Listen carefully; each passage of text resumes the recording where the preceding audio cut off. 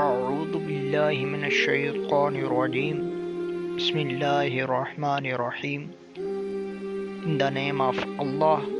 most gracious and most merciful. It is narrated on the authority of Abu Huraira that the Messenger of Allah, peace be upon him, observed, "Verily, Allah forgave my people the evil prompting which arise within their hearts, as long as they did not speak about them or did not act upon them." It is narrated on the authority of Abu Huraira that the Messenger of Allah, peace be upon him, observed, "Verily, the great and mighty Allah forgave my people the evil prompting arising in their minds, but they neither talked about them nor acted upon them."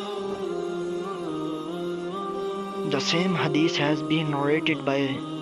Zuhair bin Harb, Waki, Ishaq bin Mansur, Hussein bin Ali. It is narrated on the authority of Abu Huraira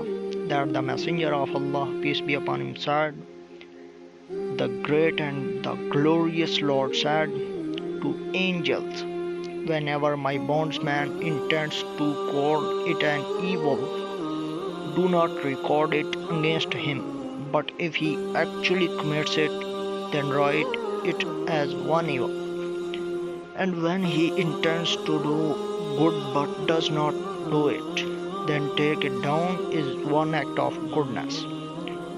But if he does it, then write down 10 good deeds in his record."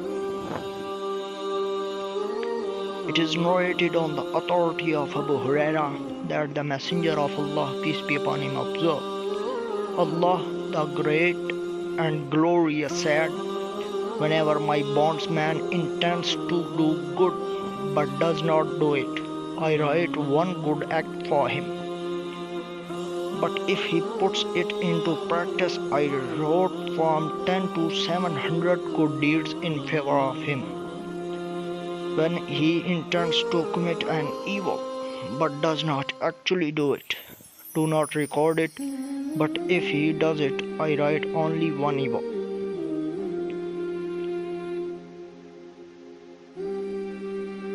سعید بن منصور، قتیبہ بن سعید، محمد بن عبید، سعید، ابو عوانہ، قتادہ، زارہ بن اوفا، ابو ہریرہ رضی اللہ تعالیٰ عنہ سے روایت ہے کہ رسول اللہ صلی اللہ علیہ وسلم نے فرمایا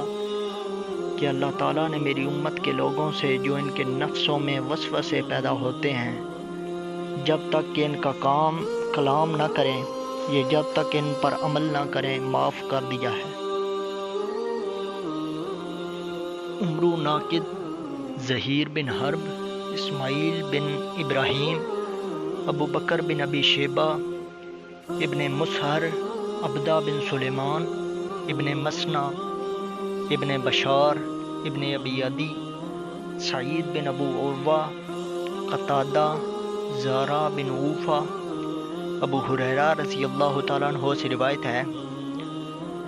کہ رسول اللہ صلی اللہ علیہ وسلم نے فرمایا کہ اللہ تعالیٰ نے میری امت کے دلوں میں پیدا ہونے والے وساوس و خیالات کو معاف کر دیا ہے، جب تک کہ ان پر عمل پیرا نہ ہوں یا کلام نہ کریں۔ ظہیر بن حرب، وکی، مسعر، ہشام، اسحاق بن منصور، حسین بن علی، زائدہ، شیبان، قتادہ رضی اللہ تعالیٰ عنہ سے یہ روایت بھی اسی طرح روایت کی گئی ہے۔ ابو بکر بن ابی شیبہ، ظہیر بن حرب، اسحاق بن ابراہیم، سفیان ابن عینہ، ابی زناد، اعرج، ابو ہریرہ رضی اللہ تعالیٰ عنہ سے روایت ہے کہ رسول اللہ صلی اللہ علیہ وسلم نے فرمایا کہ اللہ تعالیٰ فرماتا ہے